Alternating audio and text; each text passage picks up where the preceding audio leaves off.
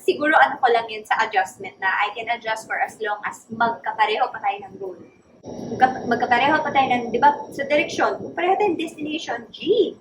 Ano kahit na naiinis ako sa'yo minsan, go, makakapag-adjust tayo dyan. Pero kung magkaiba na tayo ng pupuntahan, syempre, hindi mo na magagawa yun.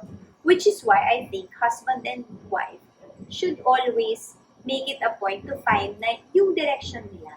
Yung super crucial na nagkasabi was, di ba yung therefore a man should leave his father and mother, hold fast his wife, and the two will become one flesh. So, we both came into the marriage with so much. I have so many opinions on how. With so many fathers and mothers. Yeah, spiritual fathers. And we have so much. I have so many opinions on how marriages should be, how children should be raised, how to spend money. She had so many experiences. Diba? She had relationships before we got together. And we both had to like put all of our cards on the table and be like, okay, everything is negotiable. Everything is, Lord, you show us diba, what you're leading us to and which will produce life. And every once in a while, when that process was too painful for us, we would tend to, anak na dyan, ako na lang to. Diba, alam mo, she'll do that or I'll do that. Then we have to remind each other, no, God put us together. We've got to figure this out. Diba? If it's stressing us out that I have a ministry and you have this, how can this work? Basta we just knew na anytime one of us was becoming, we'll give an ultimatum, yung all or nothing thinking right away. Sure, there's moments like that, Jesus over everybody else, parang ganun. But most of life isn't like that. It's not, let's eat Japanese food or wag na lang. Alam mo yun, yung, we had to find a way to make it work together. And that tension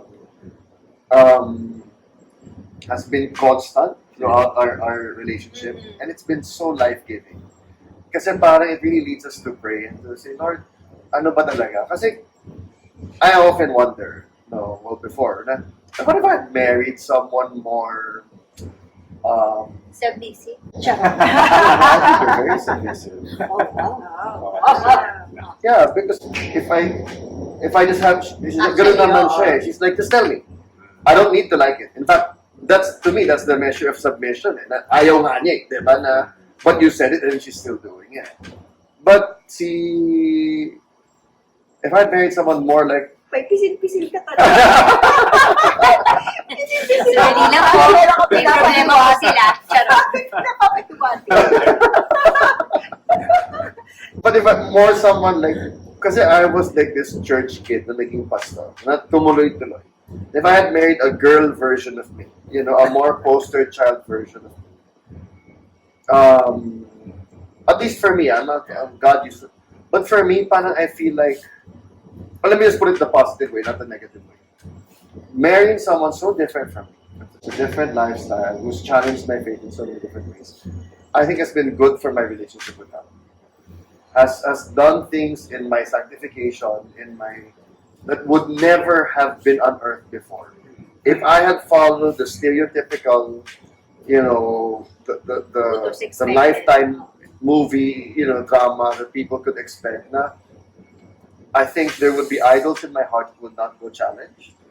There would be character flaws that would only be reinforced. Because they'd be like, oh, you're such a perfect family naman. Parang ganun. And so, I'm really thankful for that. And what's funny is, because we had huge fights about this. And in those years where we had the biggest fights, those were the years that people would come up to me after a sermon and be like, you really understand to me today. And I'm like, yung mga, preaching niya. And I'm like, buti ka pa.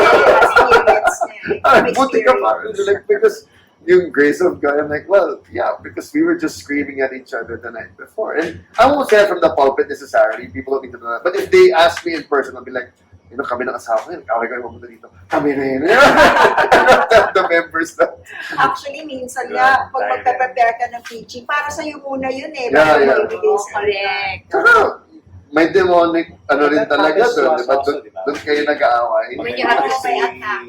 appointment the day before, May an hour away. Ganon. before. Oh.